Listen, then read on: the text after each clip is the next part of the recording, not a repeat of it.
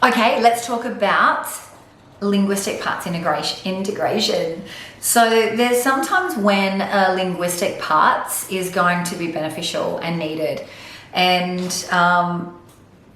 so this is a really powerful process to be able to get people, again, chunking up outside of the boundaries of their problem, of where they are, their position on their conflict, using language. It's ultimately all that it is. And so what we're going to be doing is having a piece of paper where you've got a line down the middle, and you've got one part on one side and one part on the other side, and you're going to discover the function and the behavior for both parts. So again, just like in parts integration, you really need to understand how the parts are apart, if they're really apart, right? All of the same process that you go through in establishing, firstly, is there's parts that we're working with, and then what are the parts, and making sure you're understanding how, is this the X and the Y of the problem, right? Is this the problem that's really far wide and apart, not just the A and the B of the problem, but we ask, how is that a problem? How is that a problem? Until we really understand how the problem is a problem for the client. Once we've got those two parts and those two problems, then we will have, these two sides of the equation. And you have on one side of your paper, you'll have whatever the unwanted part is. And on the other side, you'll have the wanted part. So then step number one from there is making sure you're discovering the function / behavior for each part. And we're looking at page 112 in your manuals as well. And so first is the function and the behavior. And so you ask the question, what is the behavior? What is the behavior of this part? Of the part is the script. Or what is the function of the part that this part plays? And so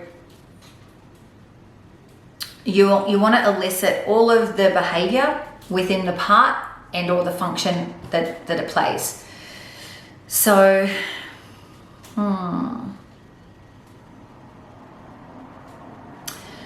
next you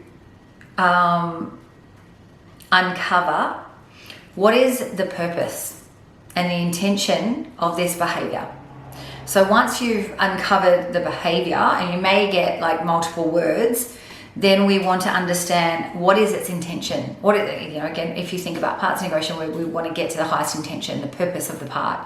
So similar here, and we're going to ask, what is the purpose of this behavior? What is the intention of this behavior? Same questions, right? But we're looking at the actual behavior inside of the part. And we're going to continue to chunk up, and until we have what is the highest intention or highest purpose of that part. So finally, we're going to ask, number 3, is what is there to learn from this behavior? What is the learning? Okay, what are the learnings from this behavior? And it says here, handle the ecology of the integration. We always want to make sure that it is ecological for these parts to be integrated, for them to be more whole and complete. And so we will be able to access that and understand that from the learnings that we're receiving. So what is there to learn from this behavior? And we want to access all of the learnings. Okay, so as they're getting the learnings, what's happening? It's going to be reframing. And so once we've done that, and we've got that from one of the parts, the unwanted part, the next is we go over to the wanted part, and we do the same thing. And so from the wanted part, we say, what is the behavior of this part? What is its function? What is the function that this part plays? And so then we say, well, what is its purpose? What is the purpose of this behavior? Well, let's say it was to keep you safe, right? It's to stay safe. So what is the purpose of this behavior? What is the intent of this behavior? To stay safe. And then they might say to stay with what I know. And what's the purpose of that? What's the highest intention of this behavior? And we just keep chunking up, keep chunking up, keep chunking up, keep chunking up with that question. And then ask, what are the learnings? once you feel again that you've got to the highest intention of that part, and you may get to the same highest intention, like in, when we're doing the parts integration that you've done before, that would be a good thing, right? If they both realize actually they have the same highest intention. It doesn't matter so much if you don't. If you've got enough and you feel like you've got high enough, and then then we get the learnings. I'm not sure if I mentioned that, but again, we make sure we get the learnings from the behavior. So we do that for both parts. Now here's where it's a little different. In step number 4, we switch the purpose and the intention of one part to the other. And so we say, take the intention from part A, and you'll say whatever the word is, right? And you may have several, right? There may be 4 or 5 or 6 or however many. And let's say we're working with the highest intention first, or the lowest intention, however you want to do it. Then we say, take this intention from part A. Let's say its intention was for protection, and talk about it as though it was the same intention as part B. So you would say, we'll see how, the highest intention of this part being unwanted was actually protection. We'll notice that it actually has the same intention as part B. That actually part B's intention is for protection as well. And so while at the same time you're talking about the original intention for part A. So you're linking them, you end up basically linking them together. You're swapping them, but you're still talking about part A. And so you're talking about how while this part A's intention maybe was it's not really what you wanted, but actually it has a positive intent, and that intent is this. And notice that it has the same intention as the other part that it's in the most direct conflict with. Interesting. And then you'll take the next intention, and notice that this part actually has an intention of love. And while it's something that you haven't wanted, it's been serving you in some way, and it actually really wants you to receive love, just like the other part too. Notice that part B has the same intention for you to actually feel and be loved or experience love. And notice that A is operating how it is, but actually it really wants you to experience love. And notice that. And then the same thing, right?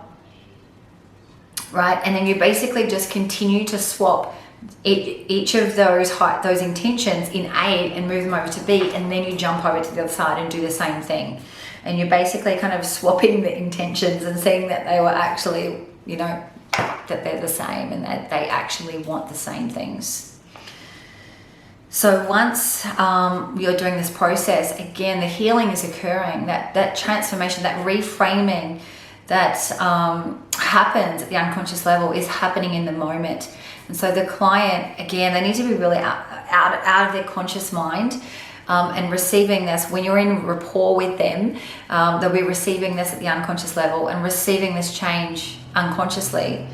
So once you've done number 4 and you've switched the intention, the purpose and the intention of each part, A into B and then B into A, then we test for the integration and make sure that they've got that and that they've received that. So the hierarchy of the parts then in this integration is to say, I would like to talk, so the script says, I'd like to talk to the part who has no other function than to catalogue and or keep track of all other parts. And I'd like to ask, what's your name? What's your purpose? Which, when complete, means that you have no other function than total integration, totally and completely, right now. And so here, again, we're speaking to the highest part, the highest intention of all the parts within the person. And we're making the suggestion that it comes together, all of the parts within the person come together, and they come together into total integration, and they do that totally and completely right now. And that's the process. That's it. It's beautiful, magnificent. The use of language and linguistics to integrate someone's conflict. Really, really powerful.